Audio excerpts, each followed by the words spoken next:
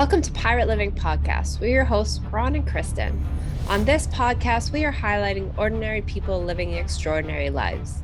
These are pirates who take small, bold actions daily to create social change. Pirate life is all about rebelling and breaking the rules for good. Creating lasting social change starts by first breaking our inner rules. After all, the hardest rules to break are your own. The pirates we highlight have dedicated themselves to creating good trouble. And today we are chatting. Well, I'm going to cut this part out. We're also sitting. Yeah, we are sitting. YouTube, you get this though. Today we are chatting with our very own Pirate Queen Caron Adderley. Caron is a coach in many forms. She works in person and remotely with clients through Madlab School of Fitness, where she encourages her clients, mostly women, to take control of their fitness journey. Caron is also a nutrition coach, and she specializes in women's health. She particularly is knowledgeable in perimenopause and hormone health. And last week, she flipped the script on me. This week, I get to interview her. So, Caron, we're excited to be chatting with you today and learning more about you, especially now that I got all those words out. Smooth. It was smooth. Mm-hmm. I'm happy to be here. I'm sick, so I've put on my most sultry, snot-filled voice for you and our listeners today. And get the radio voice going. Hello. Yeah. Hello. So yeah, like you were saying about me last week, we know each other pretty well. We've been chatting for a while. And I'd love for you to take our listeners on a journey telling them about your journey and how we got to be pirates today, especially you, how you got to be a pirate. I think I don't want to say so many of our guests say, "Oh, I was born a pirate," because I wasn't. Me neither. I'm from Bermuda. I was born in Bermuda. I went to Catholic school. I was a good Catholic schoolgirl. I did all of the right things. I got really good grades. I worked really hard. I was in martial arts since I was a young girl, and I was a little champion. I won the gold medals in my competitions, and I trained 5 days a week. And all of those things really kept me out of trouble growing up and being a teenager. So I was a really good teenager. I was in band and so rebellious. Yeah, so rebellious. My rebellion was playing the trumpet instead of the clarinet, like all of my friends. But yeah, I think I had a really kind of good normal start. The only thing that wasn't really that was sort of pirate was I've never aspired to having a normal job. So from a kind of young age, I wanted to be a police officer. I wanted to serve and protect and the men in my family. My dad, my uncles, my cousins were all firefighters. And back in the olden days, I never thought that firefighting was something that a woman was really able to do. So it never landed on my radar as something that was possible for me. I'm old, people. This is in the olden days. And even my dad, when we first moved to Canada, had trouble as like a 30-something-year-old, not very tall man getting a job in the fire department. So I really learned that like fire department was for big, strong men.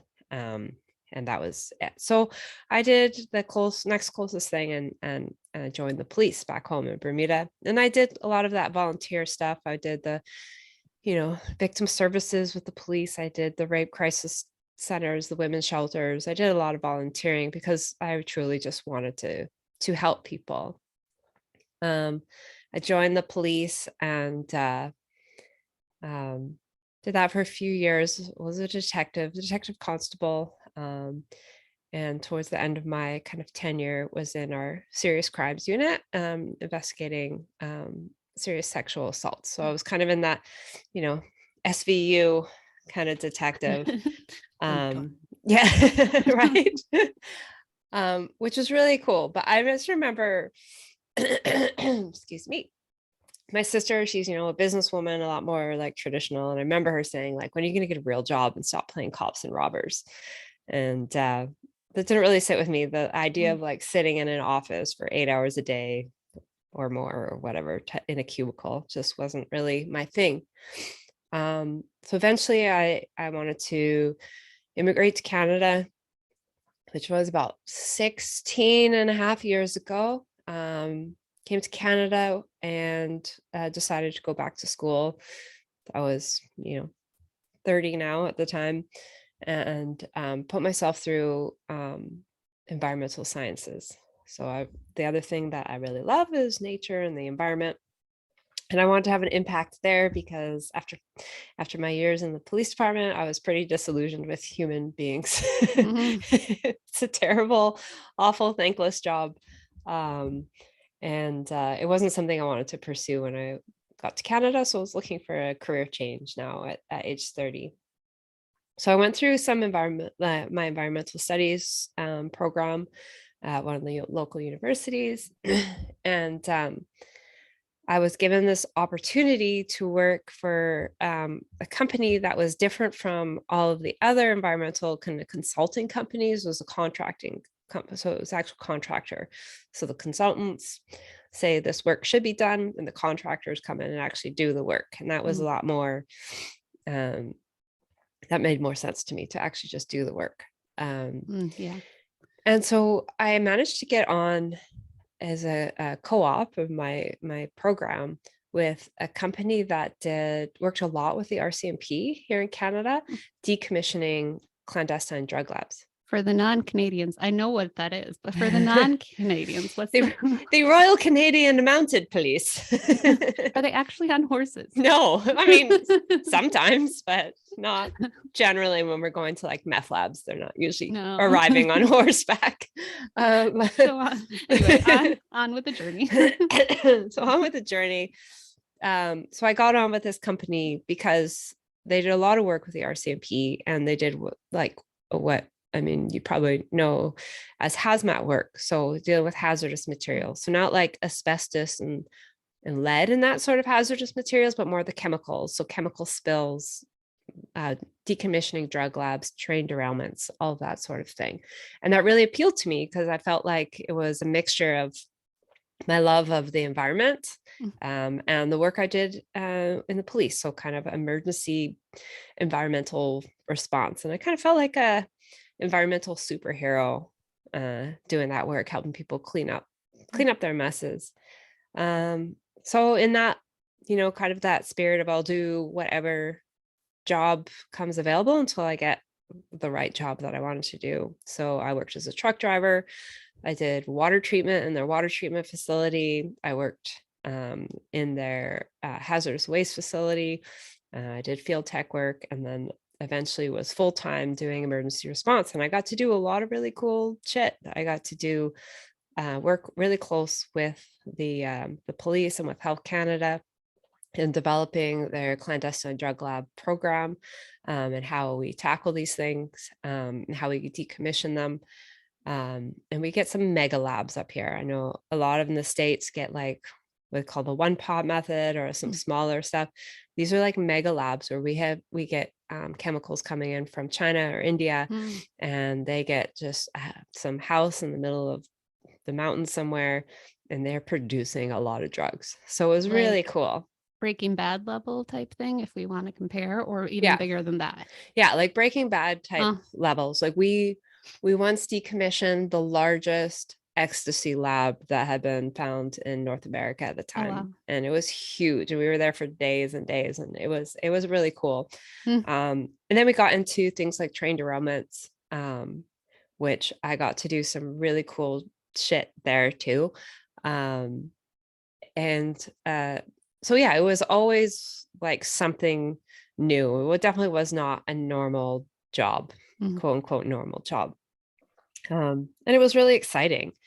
It also is really, really hard, long work, and you're on call for like forever. So there was like 10 years of working like 50, 60 hour weeks, always on call, hardly getting a break, no sleep, no exercise routine. There's no self-care. There's just always on the go. And you'd get a call at like 4 a.m. and be like, you need to fly to Saskatchewan. And you don't even ask questions anymore. You just kind of grab your go bag and head to the airport and like call on the way and be like, what am I doing?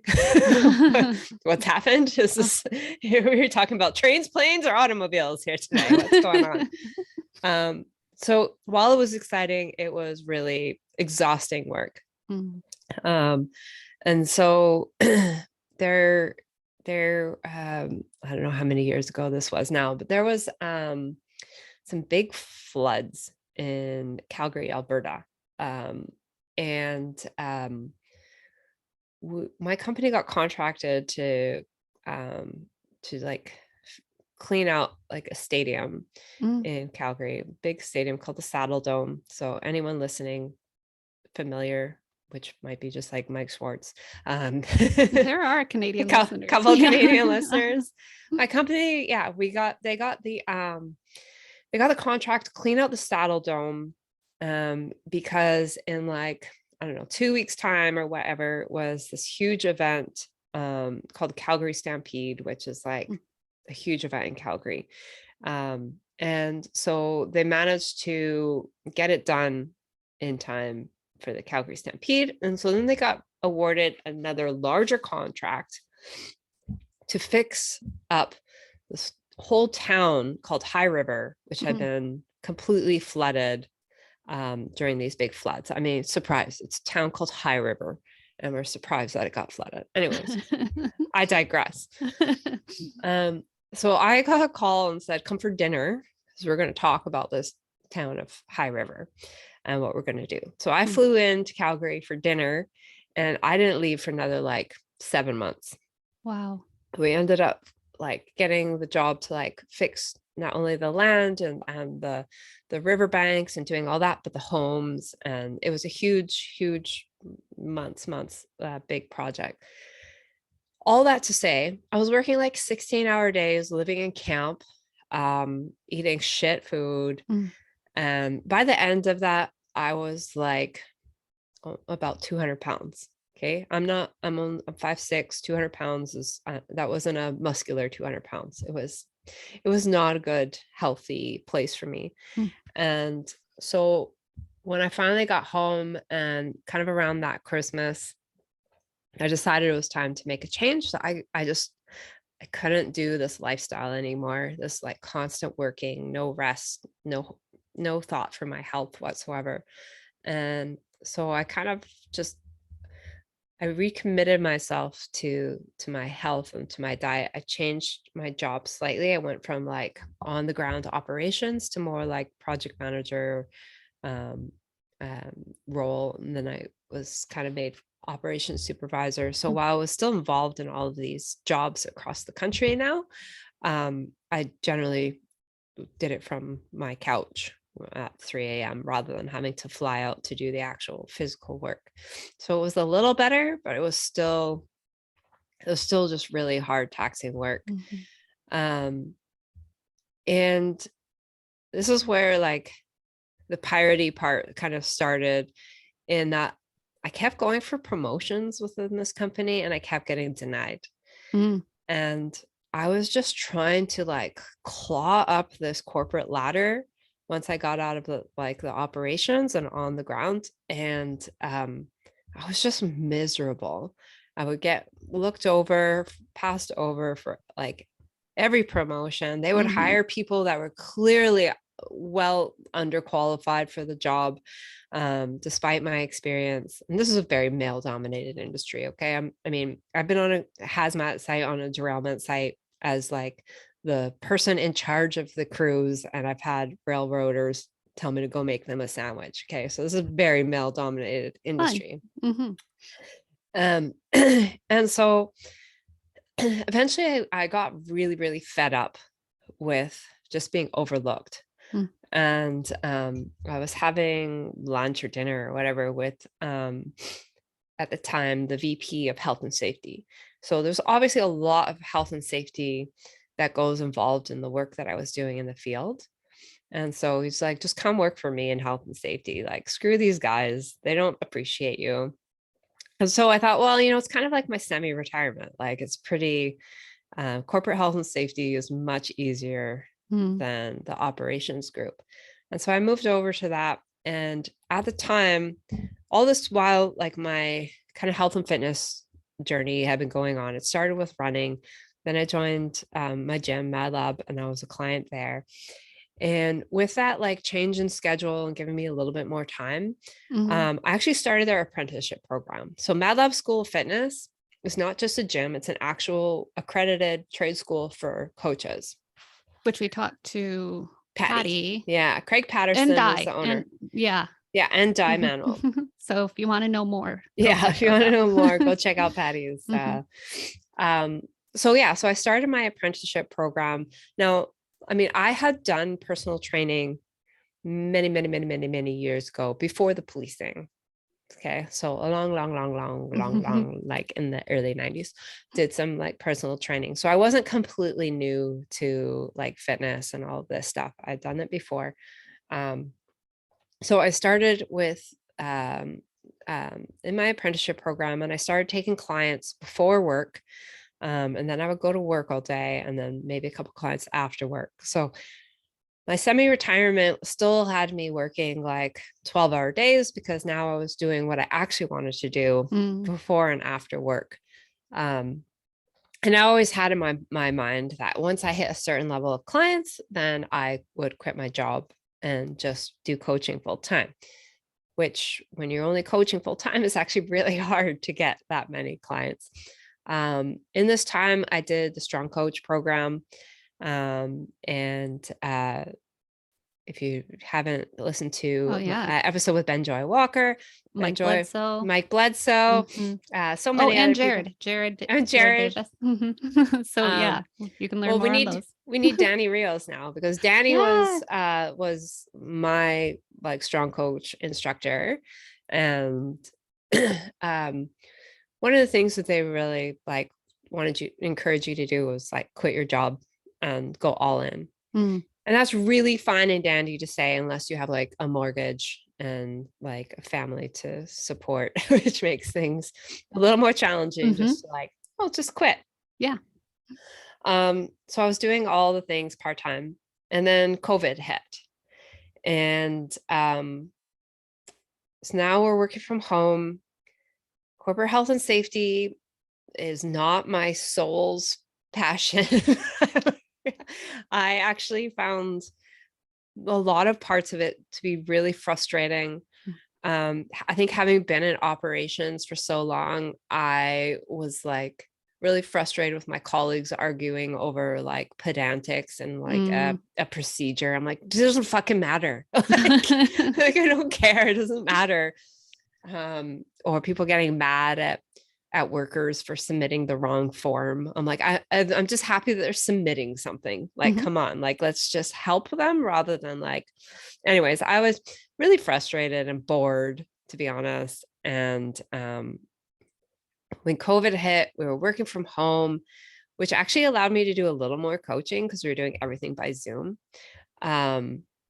And the company I was working for was really tied into oil and gas. And oil and gas at that time here in Canada was really struggling. So when our gas prices are really, really low, that means oil and gas are not making a lot of money, which means that our company wasn't making a lot of money, because surprise, when oil and gas aren't making a lot of money, the first thing they cut is any of their environmental programs. So shocking. So our company, two things were happening. As the health and safety group, we were creating our return to work plans and policies, which I know now is about a year early than people actually return to work. But at the time I didn't know. And the thought of returning to the office and my like 2 hours of commuting a day and like just soul sucking, mind numbing work. I just felt like I couldn't do it. Like, I do appreciate the pandemic as that great reset for a lot of people. Like, I just did not want to go back. The other thing it did was because oil and gas was low, they were doing layoffs. And Mhm. one of the things that they asked for was if anyone wanted to voluntarily get laid off. Now, Mm. I've been with my company for like 14 years, 13 years at this point. So I just inquired to see how much my layoff package would be.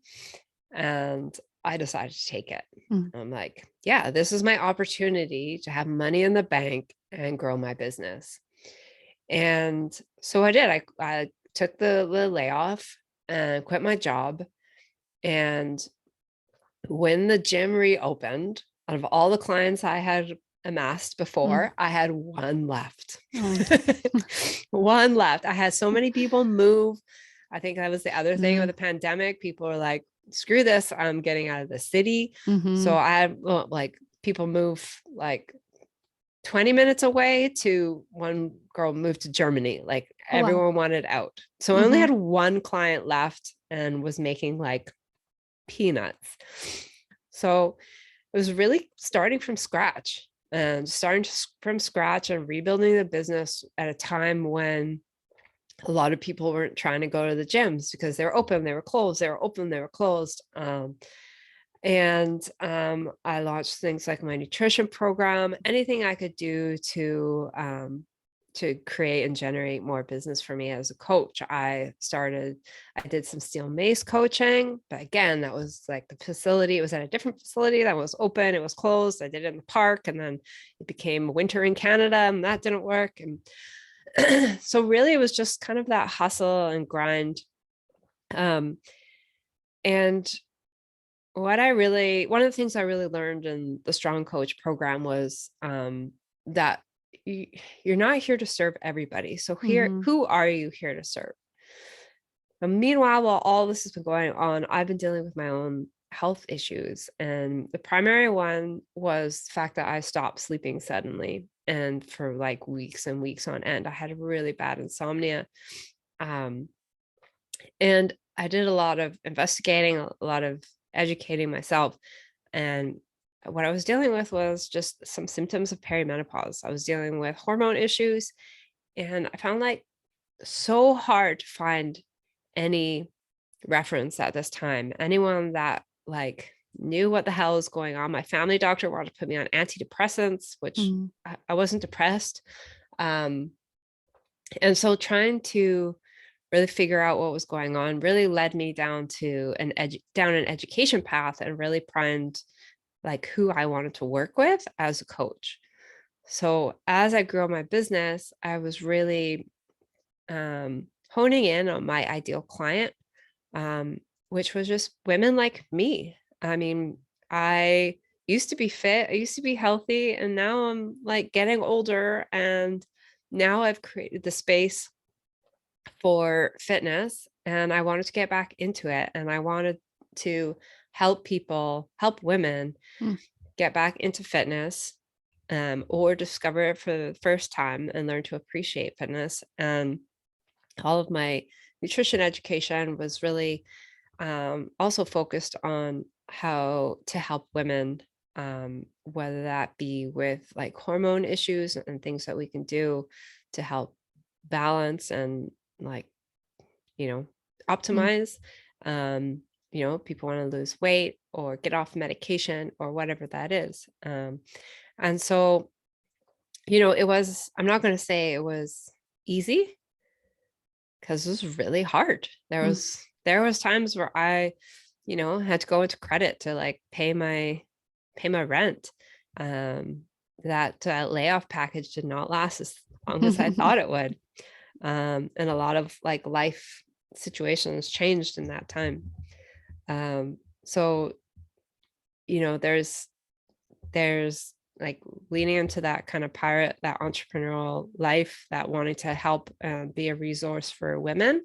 And then there was just simply times where I had to take a part-time safety gig Mm. to help pay the bills.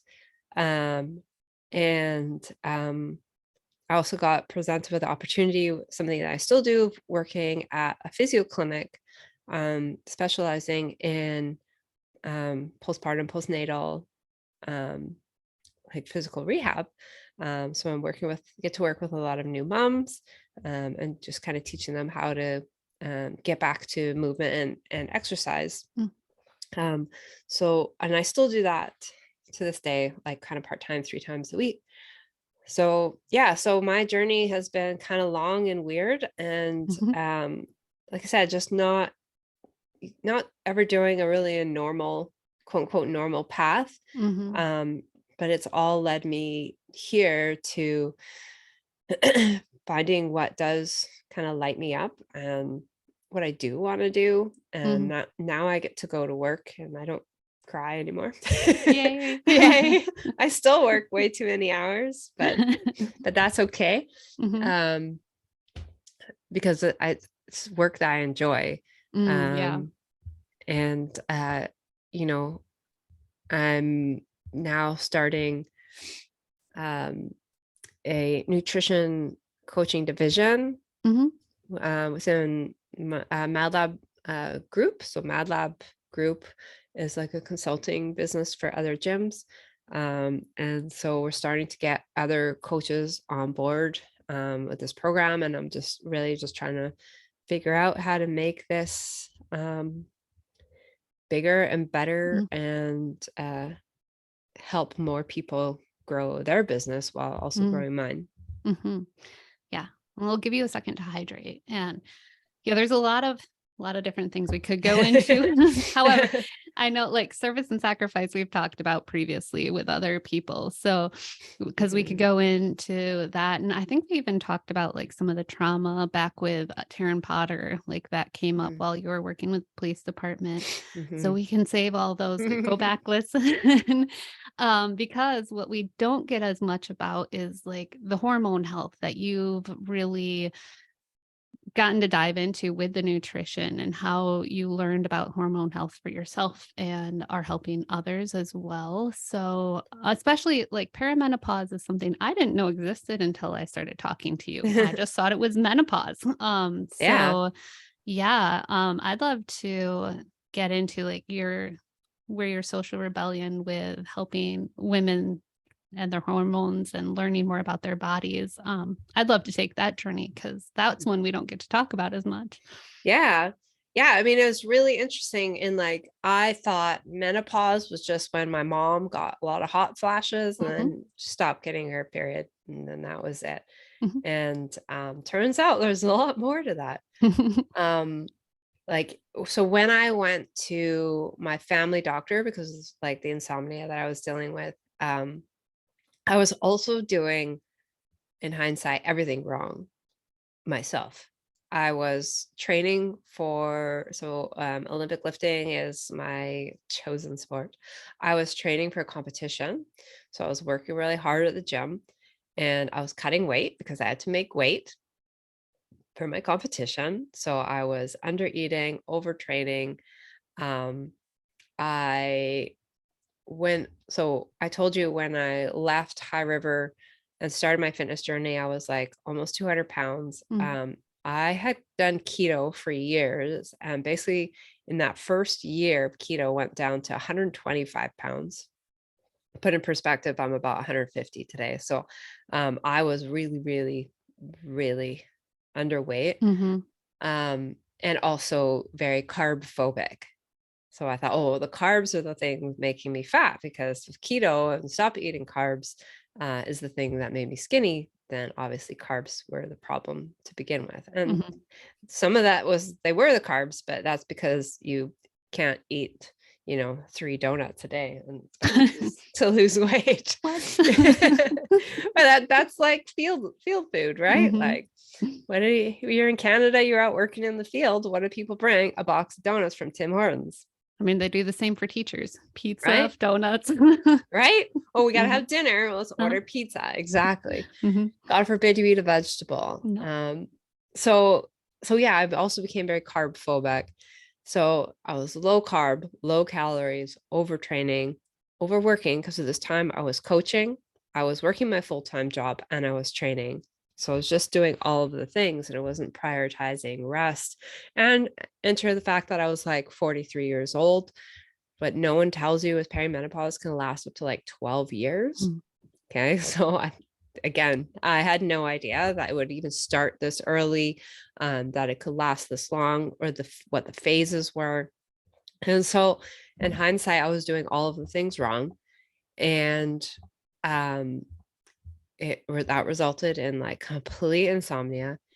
And like I said, I went to my family doctor and she gave me a prescription for antidepressants. There was no test run, no talk about diet, lifestyle, nothing. Just, oh, okay, here's an antidepressant. It'll help you sleep. And it wasn't really what I was looking for. I thought for sure she would like run some tests or blood work, like anything.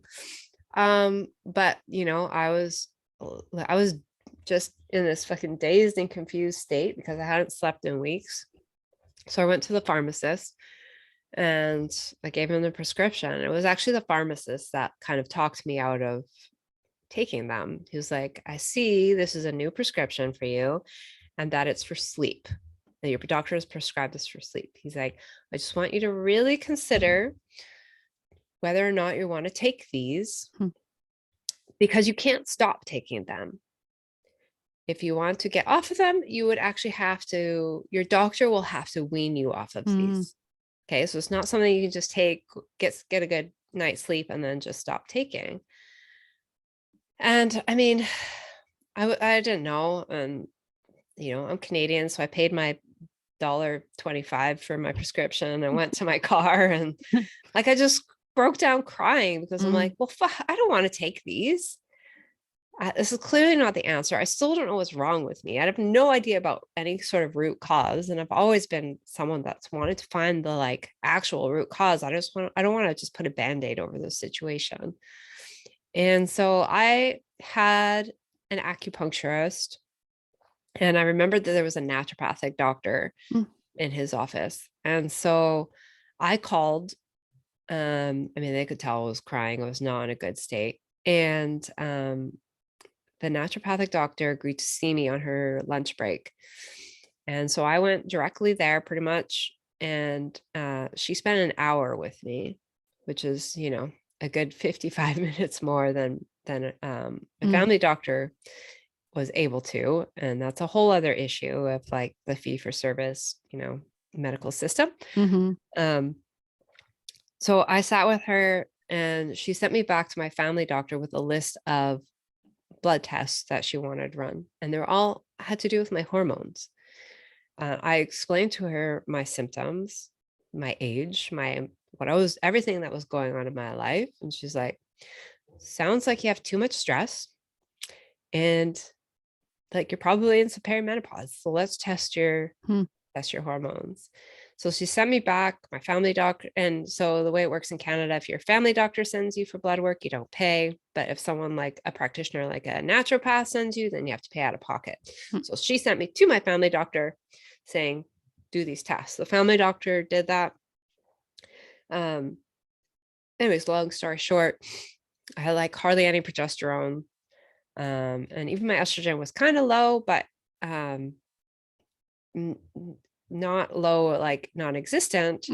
And it wasn't that my estrogen was low, it's just that my progesterone was like almost non-existent. So this is like the first kind of stage of perimenopause as we get older. And ovulation is kind of the main event for women in their menstrual cycle. But as you get older and you don't have eggs, and then you have anovulatory cycles, and it is those eggs that trigger your body to produce progesterone.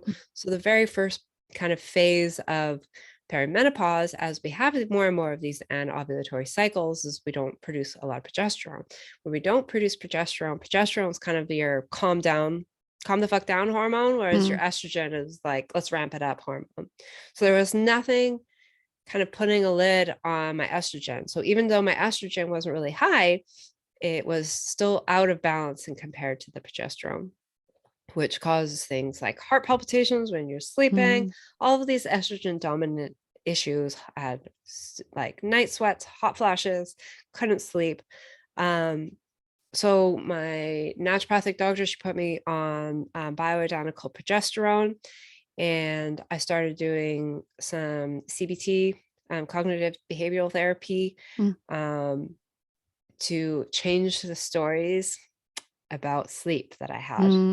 Mm. So this was pre-story work, pre-Mark England and all of that. But CBT is very similar to what we do with story work. And I had all these stories now over these weeks about sleep, so that I would get into bed and already start panicking about I can't fall asleep. So the combination of those two things really got my health kind of back on track. And it was just really frustrating of like, how's my family doctor not even know this? Like, why wouldn't she even just send me for these like basic tests and checked my hormones and seen like things are out of whack, right? And so that just, I need to learn about this myself, because obviously I can't trust my family doctor to tell me what's right. And so where's my first book? My first book was Dr. Christine Northrup's. Yeah, it's right there. It's hold on. For those of you on on the what is that? YouTube's? Yeah, YouTube's. The Wisdom of Menopause. And so this was my first book that I got, and it's Creating Physical and Emotional Health During the Change. And so it's really interesting because she talks about the hormone cycle, about what's going on physically and kind of endocrinologically, diet, lifestyle, supplements. But she also talks about, for lack of a better term, the like female midlife crisis, and how basically we get to this point where as our hormones decline, we don't have that motherly instinct anymore. It's not all about taking care of other people. Now it's about time to take care of our fucking selves. And so that really spoke to me. And not that I'm a mother, but it was just more of that, like, it really made me understand the kind of mentality shift that I was going through. In that, like, I don't have those like motherly nesting hormones surging through me anymore. So now I'm more like a man. So now I'm going to act more like a man. Sorry guys. And do what's right for me. So that was really interesting. So she was a really great resource. At the time, she was the only one that I could really find. I did, continuing with my kind of nutrition education, I did a bunch of courses through the Nutritional Coaching Institute, which is a great nutrition coaching education if anyone's looking for that. I did the women's health one, the hormone masterclass, or the hormone specialist. So really diving into and learning more and more about hormones and how we can impact them with diet, lifestyle, all of the exercise, all of those things. Then came along Dr. Stacy Sims, and she started with a book called Roar, and it's a great book. It's all about female athletes, and her tagline is "Women are not small men." And that even brought it home even more, because that wasn't just about optimizing health, that was about optimizing health and performance as an athlete. And why one workout 1 week could feel like a breeze and I feel like Superwoman, and trying to do a very similar workout 2 weeks later made me want to cry. Like, didn't make any sense why I was so like up and down all the time with training, whereas like the dudes around me seemed to just like be steady eddies. And so really understanding your cycle and how that impacts your fitness and what you should and shouldn't be kind of prioritizing. And then she came out with a course, Menopause for Athletes. And like, that was a pretty big game changer, because now it's learning about how, what fitness needs to look like now that we're in perimenopause and postmenopausal women, now that our hormones have changed, now that we don't have estrogen and progesterone keeping us strong, healthy bones, healthy muscles, all of those things. What do we need to do to change with our fitness and with our diet? And so, all of these things, and I continue to learn every day. I just finished a course with Working Against Gravity on pre and postnatal nutrition, nutrition while breastfeeding. And so I really wanted to round out my knowledge to be able to work with women in all stages of their life, to optimize their health and their like fitness performance. So I think that answers your question. I feel like I ramble on a lot. But yeah, that's kind of the educational background of how I got into that. And now it's great. Now there are lots of more resources out there if you actually want to find out information about, if you're 58 postmenopausal and want to start a fitness journey, there's a lot more information out there on how to do that. Or even if you don't want to start a fitness journey, you want to learn how to feed yourself properly, and how that needs to change. I mean, I'm on like Facebook, so many like postmenopausal, perimenopause, postmenopausal groups, and everyone almost every day there's like, I gained like 20 pounds in 6 months. What the hell happened? And like understanding why, and how what your hormones are playing into that, and how you got to relearn how to feed your body in order to just stay healthy. Yeah. I've noticed, maybe it's because I'm looking now though too, because I have friends that are closer to my age. So they're looking. But I've noticed there's more information out there on like women's health post 50 or going through perimenopause or menopause. And I just turned 40 a couple months ago, and it really hadn't hit me until, even though I'd thought about it, I'm like, my period started at 11. Like there's a very good chance I could be going through perimenopause in my 30s.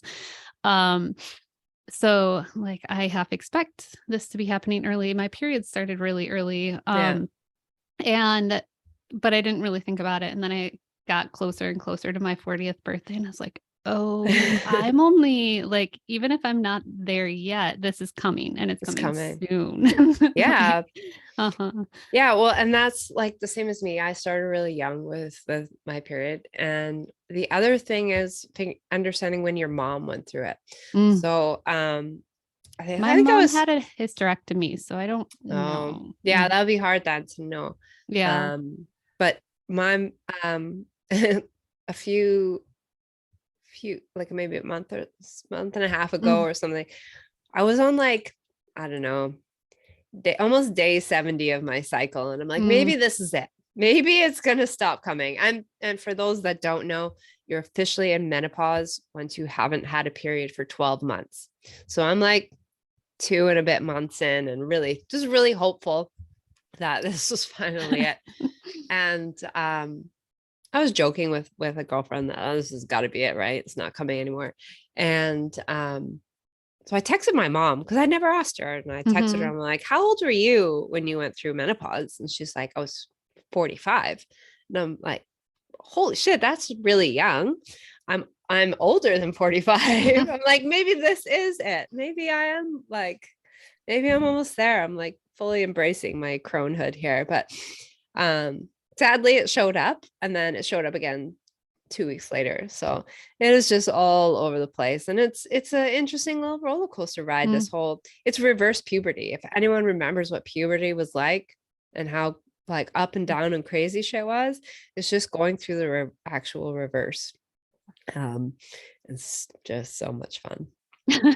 It's puberty with hot flashes. I don't remember hot flashes when I was in puberty. So no, but I think then we just tended to run hot because we're teenagers. No, I ran cold. Heat used to be jacked up. Like, I used to be always freezing.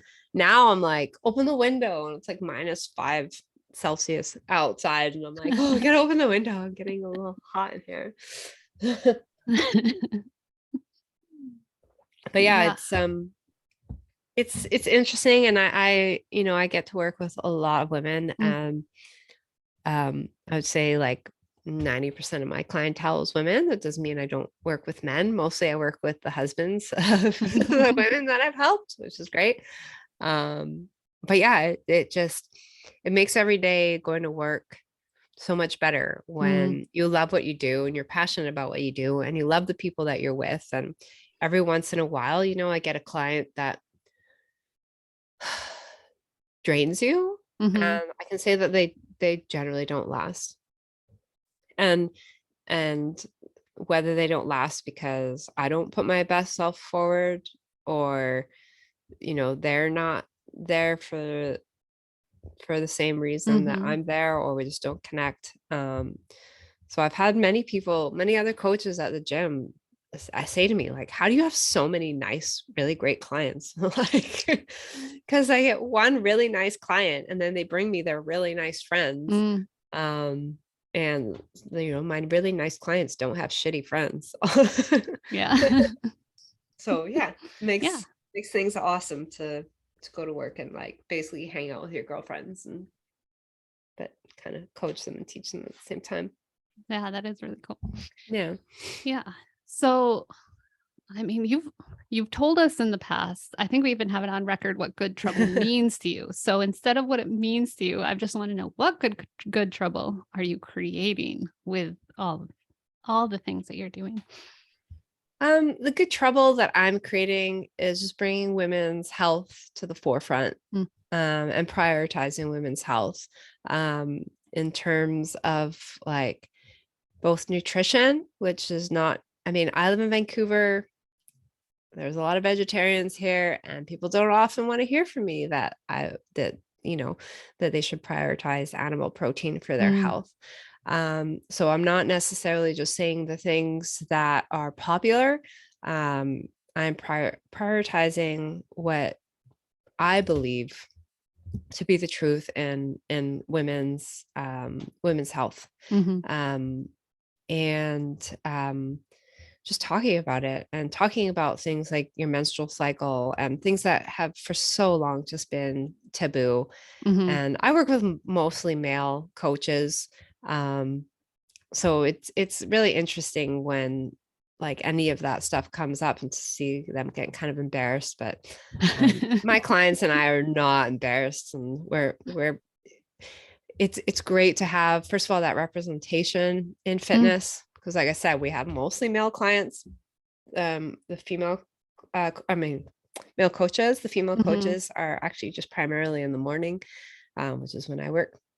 And so even though we've got a few female coaches now, we still aren't represented in the afternoons and evenings, because you pretty much have to be a morning person, which we do have a lot of female clients in the morning, because we have things like a lot of new moms and moms, getting their workouts in before, getting the kids off to school, or after dropping them off at like 9:30. So just having that representation in kind of a, I guess, male dominated space. And yeah, bringing women's health to the forefront of the conversation and not just taboo to be spoken behind doors or whispered about. Yeah, it was great. I had a brand new client. She's not even my client. She was in class the other day. She's a new mom, and she came to me, and she, the workout had skipping in it, and she was kind of embarrassed, like, is there something I can do other than skip, because I still pee a little. And I'm like, oh yeah, of course, like that is so normal. Half of the women here pee a little when they skip, or at least they did when they started, but we've helped them fix that.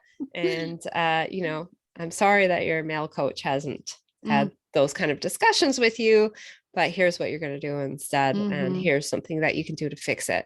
So I mean, like 50% of the population are women, and yet we're still seen as the anomaly. Yeah. like the standard experience is the male experience, but that's only affects half of the population. So yeah, making that more of a normal conversation and not a taboo subject to be spoken about.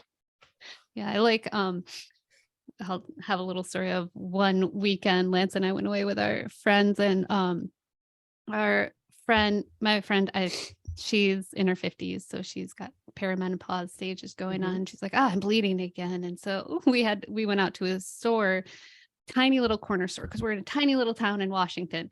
And so it's like, oh, hey, I found the feminine products over here. And I just openly said it as soon as I saw her. And Lance is used to it. I make him, we talk about it openly. Like, if I have to go into the feminine product aisle, he can come with me.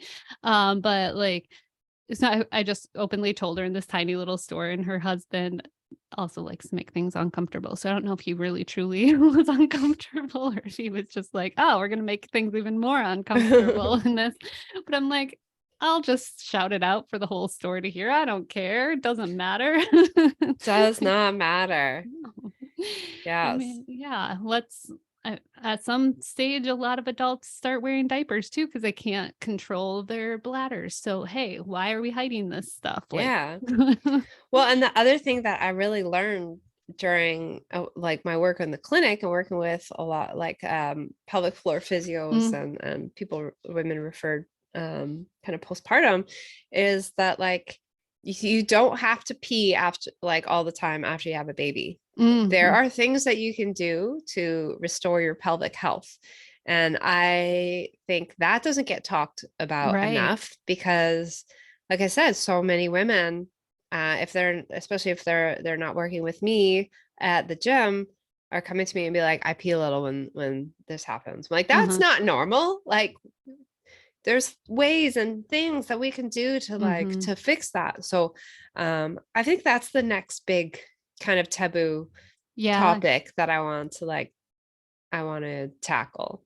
Well, it's that, and it's also just like everything that women's bodies go through. Like, you have 9 months of a baby growing in you, and a lot of women tend to think like, oh, my body should just like that be back to normal after, like exactly like it was post pregnancy. It's like, no, 9 months of something developing slowly inside of you, fast at other times, pushing your organs around. Your body's going to take time, and then you just shoved a human being out of your body. Like, maybe gravity did its work and you did it a little more naturally and not in the hospital laying on your back, but still this little being comes out of your body that you just grew, and things rip, they tear, the things are going back into place. And I didn't know until my sister had babies. Like, I'd heard about like things just come out of your body when you're trying to get the baby out. Like, I'd heard those stories, but I didn't know also like you're gonna bleed, and so women are wearing diapers for weeks after. Like, there are all these things that I didn't know could happen to your body. Things that, as somebody who still could be in the birthing years learning, you're not taught. And so why aren't you taught this? Yeah, you're not taught this in general. And so the course I just did was really with the pre and postnatal nutrition, and actually was really interesting as well, and like how many calories that women need while in the different trimesters, and then postpartum, especially as they're breastfeeding.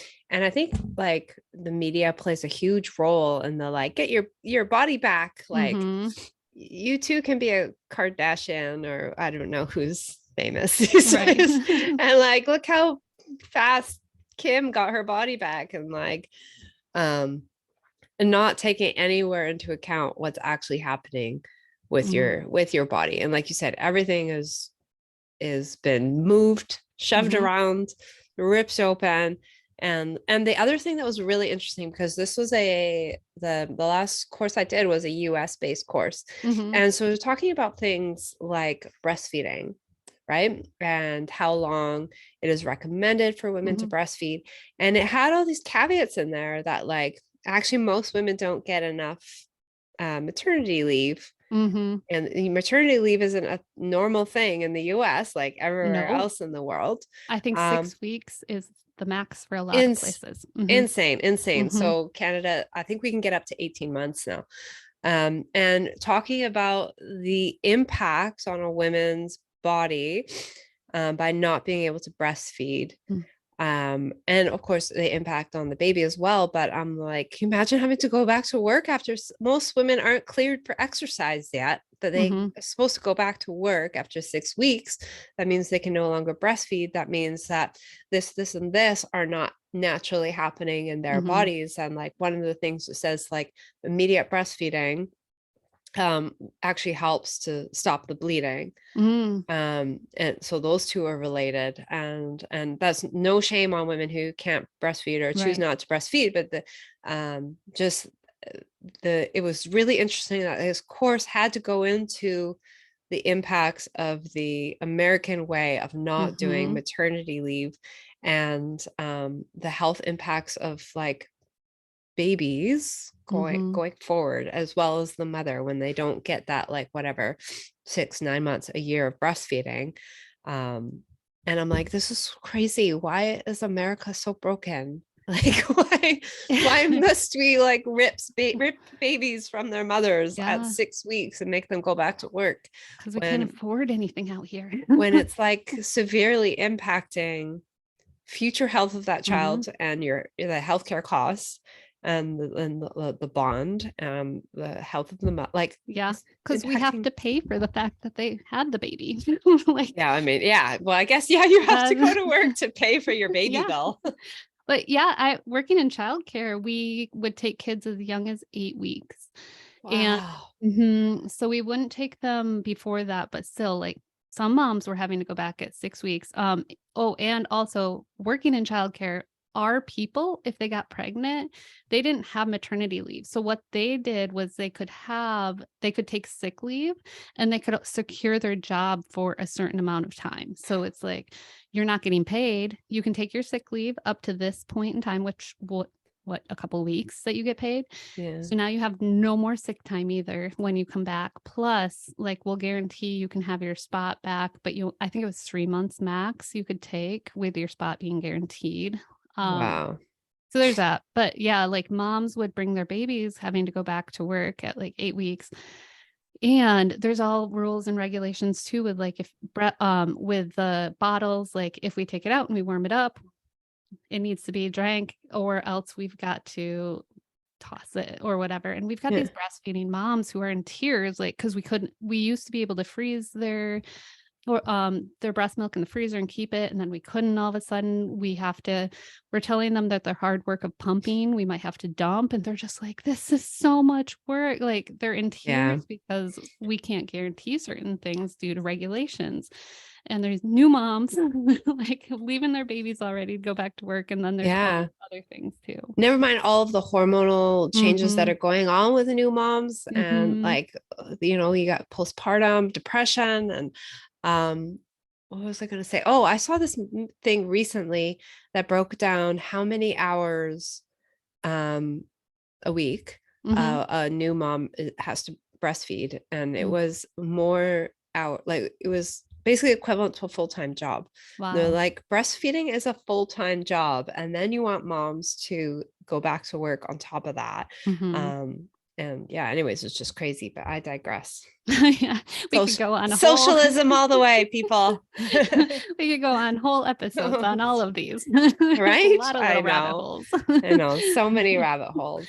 Healthcare, especially Americans, maternity care, paternity care. Here I know we can split our leaves with maternity and paternity.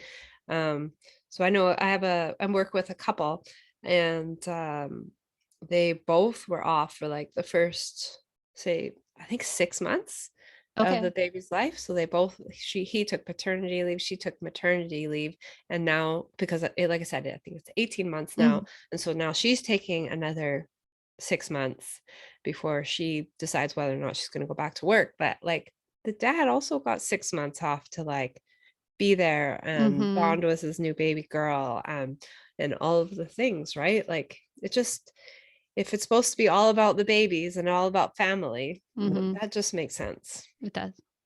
So many so many things we could go off on. I know. But I think we've said Oregon's like mini Canada before, but I think I haven't looked close into it, but I believe they're now mandating maternity leave because it's not all businesses have to do it. So I believe it's now being mandated into the state, that maternity leave, there's a certain amount of time too that it needs to be, Yeah. and that it needs to be given, and who knows, maybe pay goes in with that too. So Yeah. yeah, fun So time. fun being a woman. Yeah. Well, and hopefully the world's finally starting to realize too. Well, I mean, it's not even men have been doctors for a long time, as in the traditional doctor. Like women have been doctors too, and like medicine women and things like that. But as a doctor, that was the case. It was the man's job. So it's only really been in the last, less than a century that women have been coming in and getting to have a voice and getting to be like, no, you're wrong. Well, and that's why I was really disappointed in my family doctor. And I'm sure she's not listening to this podcast, but if you are, I was disappointed. I mean, I chose her. First of all, it's hard enough to get a family doctor these days in Canada. But I chose her because she was a young female doctor, and I thought, oh wow, we're going to be progressive, like give a shit and know about women's health. And I was sadly disappointed. Yeah, you disappointed me, hon. I'm not mad, I'm just disappointed. Yeah, I'm not mad, I'm just disappointed. So that, which is worse.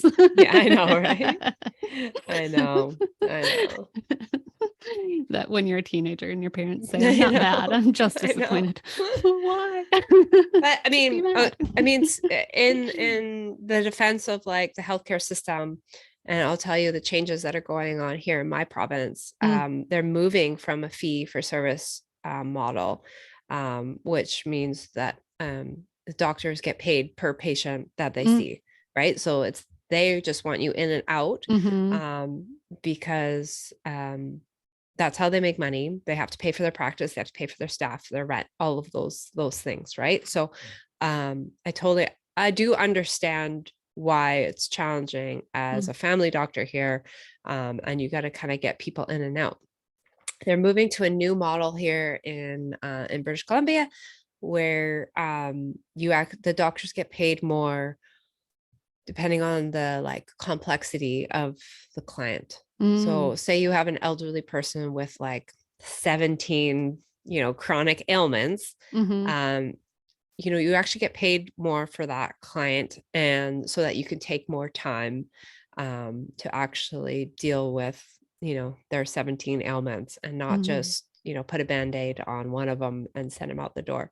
So this change is coming, I think, next year, and it'll be really interesting to see how that impacts the family doctor like system as a whole, and if that encourages more doctors to take on a family practice, because that's one of our big issues too. It's hard to make money as a family doctor because, like I said, you have to pay for all of these things to run a practice. It'd be interesting to see this experiment and how it impacts our local healthcare system. And it's really interesting. I've been listening to a lot of podcasts about some like the different things that different places are trying in order to improve their healthcare system. You guys in BC, you get how do you pronounce his first name? Gabor Mate? Who's talking about too how doctors do not focus on the whole body either. So like I think there's finally enough people saying like it's a whole body connection. Like the Myth of Normal talks about how instead of looking at the whole body or even like the lifestyle or things that are going on at home, we're looking at the symptoms and a symptom. So, oh, my nose is stuffy. Well, must be a cold. Here you go. Take this. And instead of looking at the whole approach, like, okay, well, your back is hurting often. Hey, why? Why is that hurting? Is it a muscle thing? Or even deeper, like, when did it start hurting? Is there a story that goes with that? Is there some trauma from your childhood? Like taking the whole body, the whole person into account. And that I think is the next step beyond like getting into that whole body approach. So hopefully with the addition of like, because American doctors they need insurance. And then they too, like they got to see people real quick, because between pharmaceuticals and insurance, that's how they get paid. So they're going to write you a prescription most likely, and they're going to see you quickly because they need to see patients, and they're going to look at the symptom, because guess what? Pharmaceuticals fit that symptom. And it's the quickest thing you can do as well when you're just going out. Another rabbit hole we could go on. The rabbit hole. I know. And that's what I enjoy about working at the physio clinic that I do. It's a more holistic approach in that we're all like teammates. So you have multiple practitioners, and then plus either personal trainers like myself, or like strength and conditioning coaches like myself, or kinesiologists if they need, like if it's like an motor vehicle accident insurance claim, they need a kinesiologist. But if you came in because your back hurts, then you can see the physio, the chiro, the massage therapist, and me, and we're all communicating and talking about what's best for you. So you have like an entire team. And I really think that's a great approach for kind of some of those more physical ailments, which is pretty cool. And I've started sending a lot of my clients at the gym to my physios at the clinic, so then we can have those conversations as well. So it helps when like I'm not here as a personal trainer to diagnose that you need ACL surgery. Like, it's just not, that's beyond my scope. So. Oh man, your knee looks wrecked. Man, that looks fucked. I don't know. I would just replace the whole thing. Exactly. Bionic. Speaking of, my Juno just walked in, who did have 2 new knees put in this year. My bionic puppy. But anyways. But yes, we've talked a while, and which we could, obviously we have lots of rabbit holes we could go down. So many rabbit holes. So other than going to Pirate Living Pirate Living Podcast on Instagram, where can our listeners go to find out more about you or any of the things we've talked about today? Coach Caron YVR. You can come and find me. That's my primary place of posting. Do you like my alliteration there? Primary place of posting. Pirate Living Podcast. And if you need help and you're in the Vancouver area, you can see me in person at Madlab School of Fitness.